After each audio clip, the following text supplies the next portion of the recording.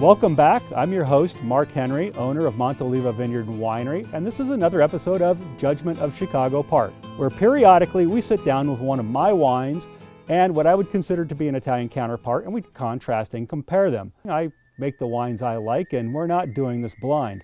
Nonetheless, it is fun and educational.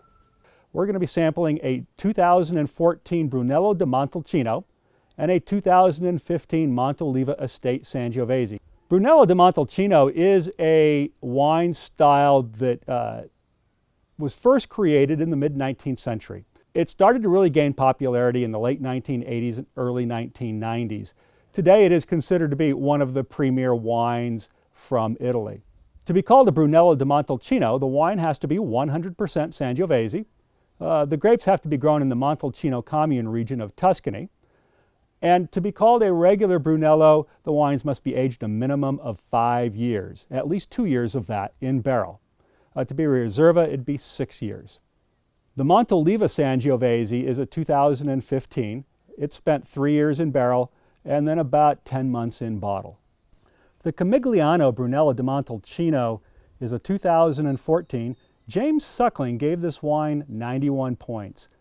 James was the Italian wine critic for the Wine Spectator for a long time before he went out on his own. So he thinks very highly of this wine. Camigliano is located in the southwest corner of the Montalcino region. So my expectation of this wine is that because it's more in the lowlands, it's going to have a little bit more opulence to it, maybe not as lean as a Brunello di Montalcino will often be. As the label denotes, Estate Sangiovese, 100% of the fruit in this bottle was grown right here. In fact, the vineyard you see behind me is all of my Sangiovese. I actually grow 4 different clones of Sangiovese, including the clone that is considered to be the Brunello clone. Let's see what the Camigliano has to offer us today. It is not uncommon for a Brunello to initially exhibit a lot of earthiness or a lot of leather, not necessarily any bright fruit. If there is fruit, it's often more of a dry cherry. This wine definitely exhibits the leather.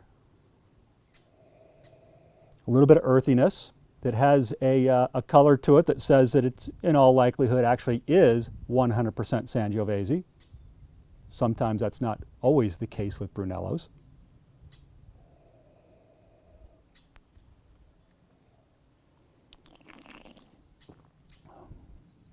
A little bit of spice on the front end. Some nice tannic structure in the finish, which I would also expect. I would say this wine is what the winemakers often refer to as being a donut, which means it's got a big hole in the middle.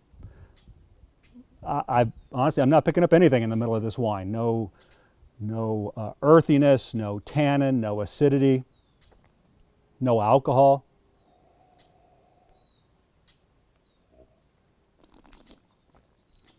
I suppose maybe it might develop something if it's been open for a little while. So maybe I'll come back to that. The Montoliva Estate Sangiovese does reflect the area it's grown in, although I work with all Italian varietals, primarily Southern Italian varietals, and I tend to emulate the stylistic approach of a lot of the Southern Italian regions. I make no pretense for my wines being identical to Italian wines because at the end of the day, of course, we're in California, we're not in Italy. So I typically expect my Sangiovese to exhibit a little bit more fruit than their Italian counterparts typically will. And I do definitely get that in the nose. I get a lot of bright cherry in the nose.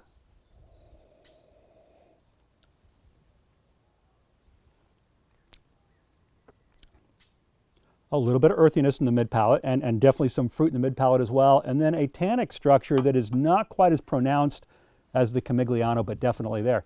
Now, it could be the tannic structure of both these wines are fairly similar, but because the Camigliano is missing a middle, it could accentuate the tannic characteristics of that wine. We're going to give this another moment to maybe try to open up a little bit, and we'll revisit it. In the meantime, Sangiovese is Latin for the blood of Jove. Jove is a Roman god. They're equivalent to the Greek Zeus. We know him better by his English name, Jupiter. But the ancient Romans didn't call him Jupiter, they called him Jove. And Sangiovese is Latin for the blood of Jove. So today we're sampling the blood of a pagan Roman god. I'll drink to that. Nope, still a donut. Well, I'm going to have to declare the Montoliva Sangiovese the winner for a couple of reasons. One, frankly, it's a better wine. The other reason is Brunellos tend to be very expensive. If I am going to drop $60 for a wine, it better impress me. And unfortunately, the 2014 Camigliano Brunello di Montalcino is simply not impressive. And that wraps up another episode of the Judgment of Chicago Park. Newsflash, I preferred my wine. I hope you'll join us for the next episode of the Judgment of Chicago Park when we contrast and compare a Montoliva Negro Amaro with a Pulian Negro Amaro. Until next time.